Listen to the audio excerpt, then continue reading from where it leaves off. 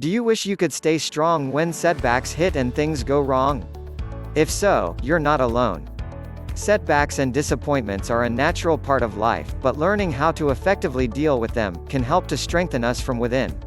When faced with setbacks, disappointments and stagnation, the first thing to do is not to fight back harder, but to step back and regain perspective before proceeding.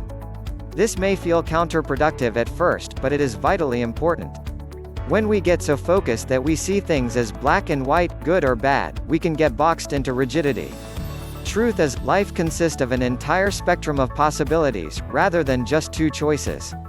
Stepping back and refocusing opens our minds to more ways of seeing and acting in life. It does not always require a major shift, even a small tweak can make a difference. Just step back and shift your perspective enough to include one more way of looking at that situation. Is it really true that you are the only actor responsible for creating a desired outcome? It may be more accurate to say you represent one of many conditions that need to come together for something to unfold. Even when we put our best into something, the outcome might not be what we expected. There may be very strong messages from inside and around us telling us that the outcome is the most important thing, yet that is a limited perspective. The outcome is less important than cultivating our capacity to be with whatever is, even when it is not at all what we have wished for. This means learning to be okay with not knowing, with not being able to control the outcome. We continue to practice and train our ability to at peace within, and we don't take the outcome personally. This is at the heart of true spiritual work. It includes both being and doing, awareness as well as the discipline of application. What keeps us pliable in this often challenging process is the attitude of gratitude. Gratitude is not dependent on external circumstances. We don't feel gratitude just because everything is going great, although that's important to acknowledge. We especially need to practice gratitude when things are not going the way we want them to. It's when things go wrong that we are faced with deeper attachments and desires that often masquerade as needs. To stay flexible, we need to practice gratitude anyhow, similar to the concept of hallelujah anyhow that is often heard in black churches, giving thanks and finding gratitude not because of our circumstances, but despite them.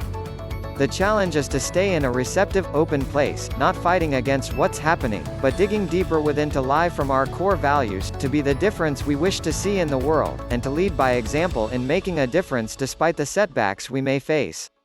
It requires us to dig deep and keep showing up, doing our best with the resources and gifts that we ourselves have been given to make this world a better place. And when our best is not sufficient to change things around yet, we entrust the outcomes to a higher hand and we stay the course with compassion for ourselves and others. Once conditions are appropriate, the outcomes will be sure.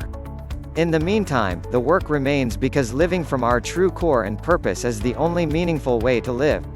Even when conditions are not yet appropriate for optimal outcomes to show up, we can say, hallelujah anyhow, and stay the course. Setbacks and delays are part of life's reality, and they are fully workable. Our practice is to not pull away from the dissonance, not to withdraw from what we are faced with, and in that place where commitment and discipline meet the obstacles, our souls learn resilience and strength. This is true especially when you feel outnumbered and alone. Don't get locked into the duality of blame and shame. You cannot be successful by feeding what you are fighting, so when you reach this point, step back and regroup. Do something good instead. Recognize that we need the shadow to show us the light, and navigate by forgiving the limitations of the shadow and finding a way to shine the light. One of the biggest pitfalls in our society is the way in which personal preferences are mislabeled as needs. People often attempt to manipulate others by presenting their emotional preferences as needs, and then demanding these needs be met. Listen to individuals for a day and you'll notice how often this is used to manipulate. I need you to be quiet now, I need you to listen to me, I need you to do this right now, and the list goes on. In reality, these statements confuse emotional preferences with needs. They are indicative of misappropriate use of the limbic brain, where needs and preferences are often confused in early childhood.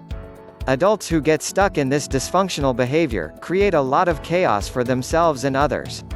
An emotional need is not the same as the biological need for oxygen, food and shelter, it is simply a preference.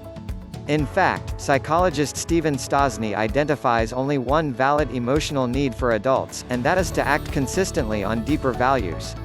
When we consistently act from our deeper values, all the emotional preferences that parade as important needs will either be satisfied as a byproduct of meaningful living, or they will drop away as unimportant in the bigger lens of living a purposeful life.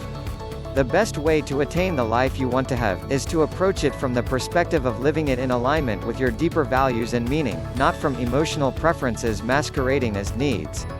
When you do that, you will find your roots digging deeper so you can stay strong when things go wrong.